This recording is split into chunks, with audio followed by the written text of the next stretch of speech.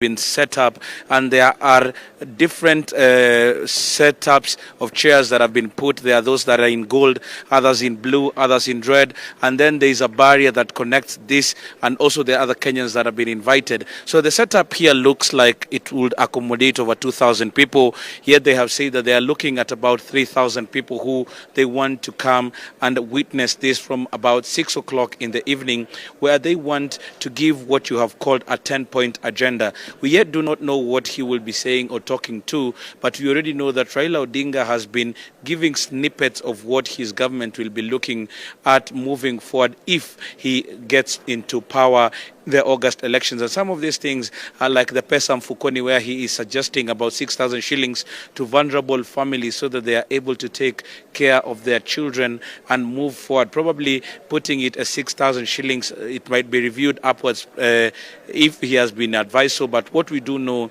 is that they will be giving 6,000 shillings to people. And there is also the question of Baba Care, where he has said that one of the key issues that Kenyans cannot take care of is the health matter. And I do know, also speaking from a personal point of view, where I have somebody from the States where they were asked about the question of contributing towards somebody who was sick. They said that in the Americas, the question is whether the government is taking care of you. Do you have that social security? So we do not know whether what they are proposing is akin to what is there in the United States. But Raila Odinga has been making reference to Baba Care, even printing capes with that name Baba Care. So it is quite a setup. But also, Zainab, another question that one would ask themselves is, what is the efficacy of this manifesto? Remember, in 2013,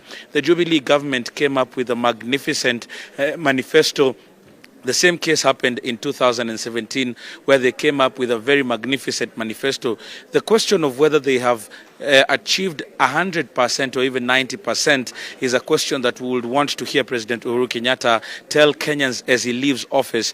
But according to his own assessment on Madaraka Day, the last public engagement he had with Kenyans, he said that he has achieved what he promised Kenyans. Even in billboards, he says that he made promises and he has achieved those promises. So today, in the launch of this manifesto that starts today evening, we'll be looking to see what are these issues that Raila will be very keen on. I have a document here that we see has a 10-point agenda, and point number 1 is Inua Jamii Pesa Mfukoni, and that is where he's speaking about the 6,000 shillings that is going to be given to the vulnerable families. Then there is the Baba Care.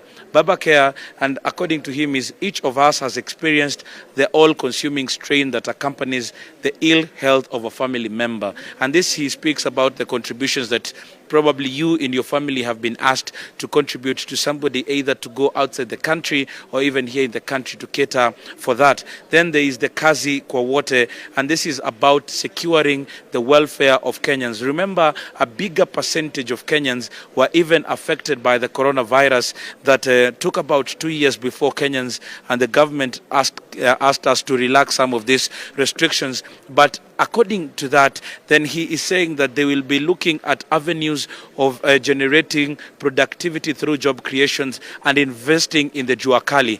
Raila Odinga actually even going as far in some of the rallies that he has been attending that he will be recognizing the education that one has gotten to. You don't have to go to the university for you to get a degree, yet he will be giving something, a recognition where the kind of education that you have received is going to help you get you're going to get recognition for it. Then there is Uchumi Kwa Kina Mama, and this says that he's going to focus on the true multipliers of wealth in our community, and that is the women. Remember, every government project these days is being designed to see how it is going to focus on men and women. So there are those agendas. Then there is the one where he has been talking about then Then there is that inawezekana where he says that there is nothing in his government that is not going to be possible. So we are set up here. This is the setup